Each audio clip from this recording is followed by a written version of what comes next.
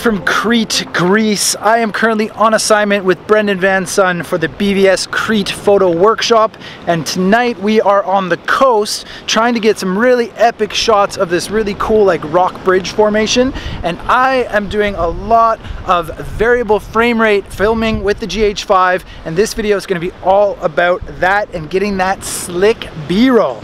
Let's go.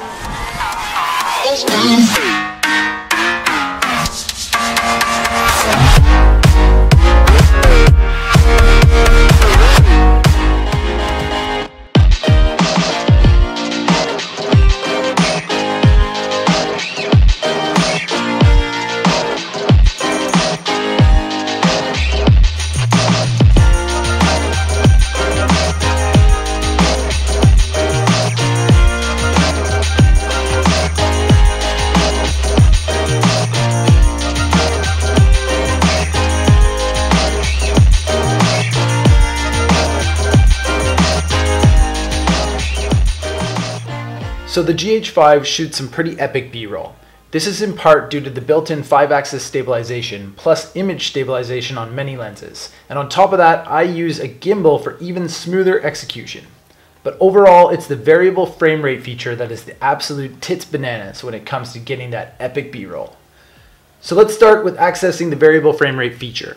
Press the menu/set button and go to the second tab down, which is record quality. Find the 4K 8-bit 30 FPS, as this is the first option where we've got access to the GH5 VFR feature. You'll see that just in the bottom left where the variable frame rate VFR is available. This means that we can now access the variable frame rates in this record quality. However, in the 4K 30, we can only boost the frame rate to 60 FPS, which is essentially 2 times our frame rate at 30 FPS, which is good, but what if we want more? Continue down in your record quality options to the FHD 8-bit 30 FPS. You see that there's also the VFR feature available. Now we're talking. Select that record quality by pressing the menu set again, and that will take you back to the main menu. From here, we want to move up to the first tab available, and you should now have access to the variable frame rate option.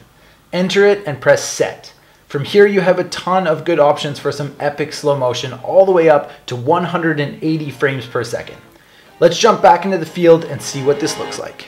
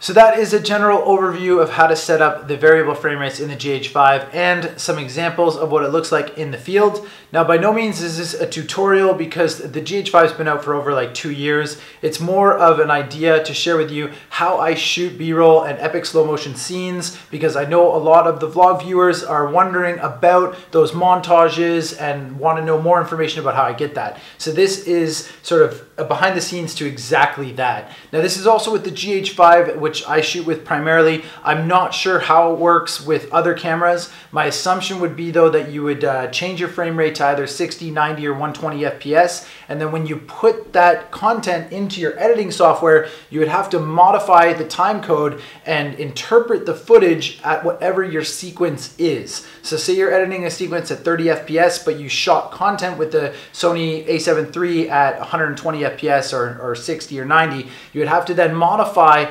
that in your sequence to be 30 FPS, which would then be slow motion. The good thing about the variable frame rate with the GH5 is it already records that slow motion in the camera so that the file is already in that variable frame rate, and you can watch it back as it would be if you modified it in the time code. So that is a little confusing, and I understand that it's probably for another time. But this video is not done. We are going back into the field this evening because it is the first day of the BvS Crete photography workshop. And as you know, I'm assisting Brendan in that workshop. And as today is the first day, we're gonna go back into the field and shoot more B-roll and share a little bit more about the variable frame rates and how I get those shots right now. Let's go.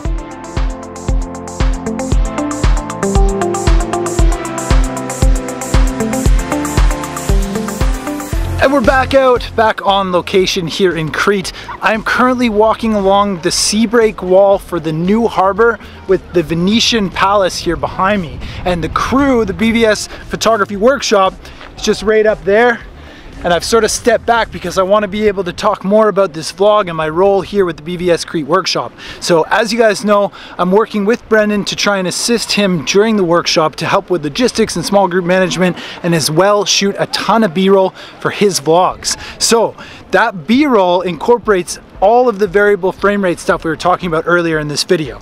Now I want to take it to a little bit more detail and show you exactly when I would use which variable frame rate to get which shots. So this is Jace. Hey, how are you? And he's gonna help us out with the vlog right now. We're walking along the break here, and the idea is to show Jace walking in different FPS. We'll start at 60, then go to 90, yep, then 120, and then 180. 180, cool. Are you ready? I'm ready, do it.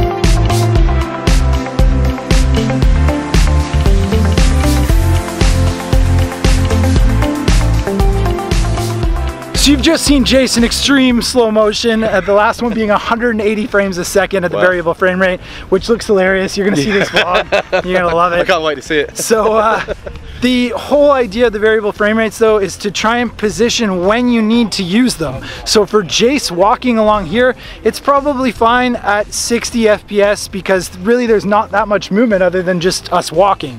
So I wanted to show you like the differentiator in all four of those frame rates, but realistically, if it's the group just walking along like what Jace was just doing, I'd really just shoot him at 60 FPS to get that 50% slow motion. Cool.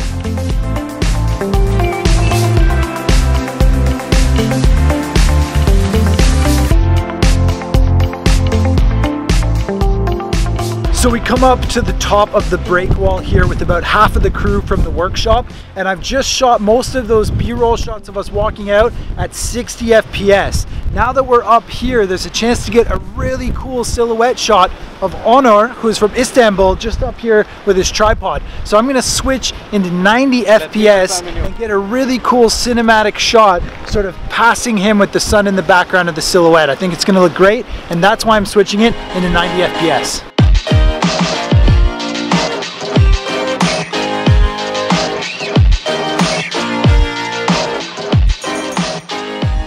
So as you'll notice, it's a little bit windier up here on the top of the break wall, which means we got a little bit of waves. So the idea now is to switch the FPS even higher to 120 and get a bit closer to the waves to try and get that movement of the water. The trick with high frame rates is to have fast moving things. So if you're in a car or a train or something that is a close vicinity to another object that's moving quickly, essentially, that's when you want to pump up your frame rate really high. So I'm going to get down by the water and try and get some nice FPS 120 shots.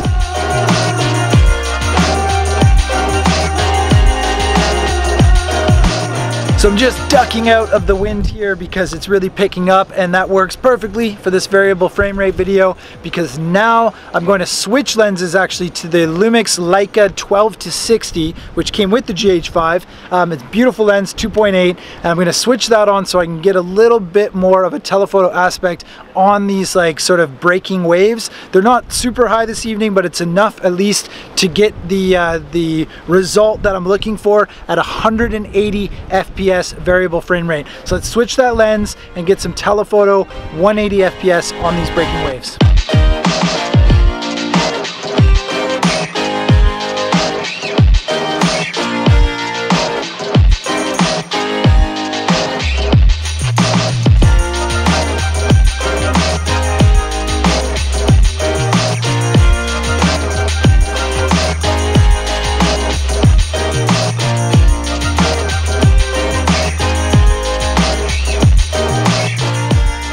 So the sun has just gone down behind the mountains, way off in the distance. Got half of the crew here just getting the final shots. We unfortunately got kicked off of the ledge by a police officer, which is not cool and was the worst timing, but I understand that they believe it's dangerous, so in the sake of safety, it's better to come down here for sure and just try and get a couple last images of the dying light. It looks absolutely amazing, diffusing into the mountains as far as you can see, but that is about right now, not about this video. This video is all about the variable frame rates on the GH5 and showing you how they are useful in real time, on location, while on assignment. I use them all the time, and I hope you've gotten an idea of how I use them, why I use them, and where I use them. And if you like that B-roll, let me know. Put it in the comments below, and if you've got any questions about frame rates or how to do slow motion cinematic B-roll, just let me know. I'll try and answer them as best I can. So yeah, thanks for watching. Hope you liked the video as always, and I will see you on the next one.